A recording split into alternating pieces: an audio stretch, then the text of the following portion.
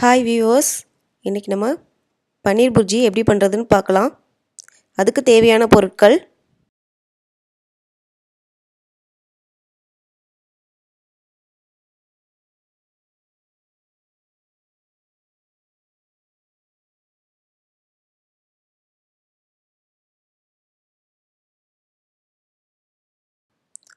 ஸ்டவ்வை ஆன் பண்ணி பேனை வைங்க. பேன் ஹீட் ஆனதுக்கப்புறம் ஒரு 2 டேபிள் ஸ்பூன் ஆயில் ஊற்றுங்க. பன்னீரை நல்லா கையிலே உதுத்து வச்சுக்கோங்க, இல்லைனா கிரேட்டர் இருந்துச்சுன்னா கிரேட்டரை யூஸ் பண்ணிக்கலாம். இது நான் வீட்டிலே பண்ண பன்னீர். பன்னீர் எப்படி பண்ணுறதுன்னு நெக்ஸ்ட் வீடியோவில் போடுறேன்.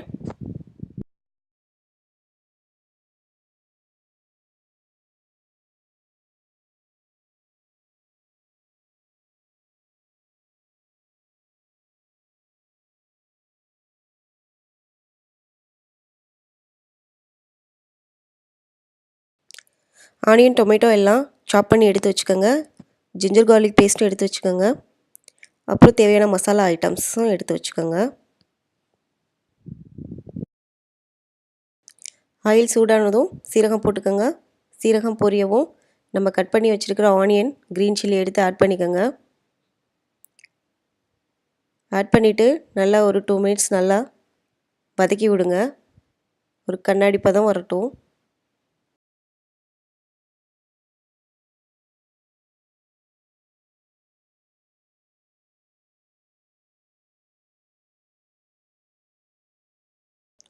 தேவையான அளவு உப்பு போட்டுக்கோங்க. அப்போ தான் சீக்கிரம் வெங்காயம் வதங்கும்.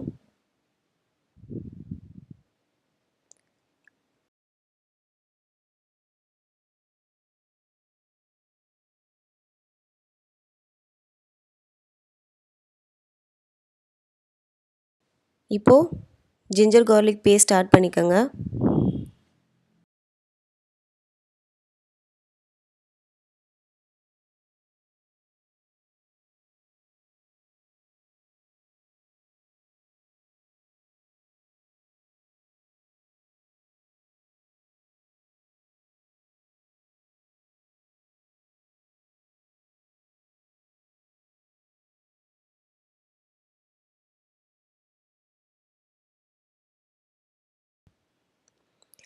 ஜிஞ்சர் கார்லிக் ஸ்மெல் போனதுக்கப்புறம் தக்காளி ஆட் பண்ணிக்கோங்க.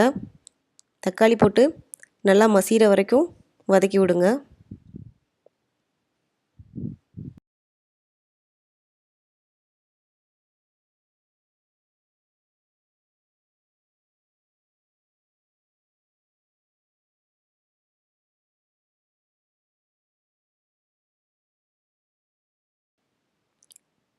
தக்காளி நல்லா மசிஞ்சிருச்சு.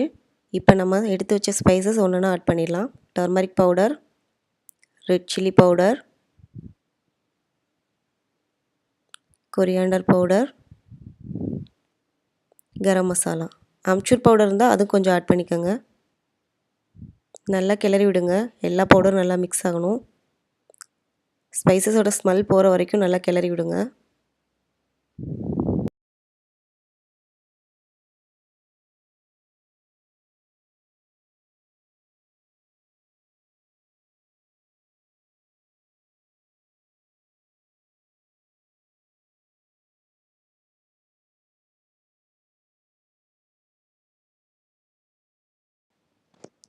நல்லா வதங்கினதுக்கப்புறம் இப்போ பன்னீர் ஆட் பண்ணிடலாம். பன்னீர் ஆட் பண்ணி திரும்ப மசாலாவோட நல்லா மிக்ஸ் பண்ணி விடுங்க. நல்லா கிளறி விடுங்க.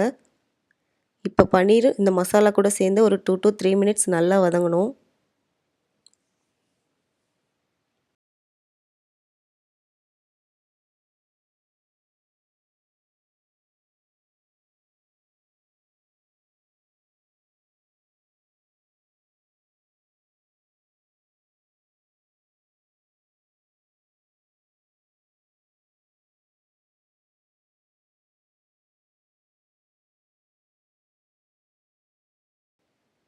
இந்த பன்னீர் புர்ஜி சப்பாத்திக்கு ரொம்ப நல்ல சைடிஷ்ஷாக இருக்கும்.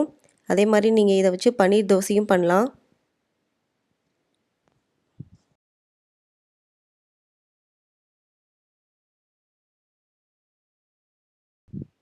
இதே மசாலில் நம்ம எக் புர்ஜியும் பண்ணலாம். பன்னீருக்கு பதிலாக 2 எக்கை உடச்சி போட்டு நல்லா கிளறி விட்டிங்கன்னா பன்னீர் எக் புர்ஜி நல்லா ரெடி ஆயிரும். அதுவும் சப்பாத்திக்கு நல்ல சைட் டிஷ்ஷாக இருக்கும். ட்ரை பண்ணி பாருங்கள்.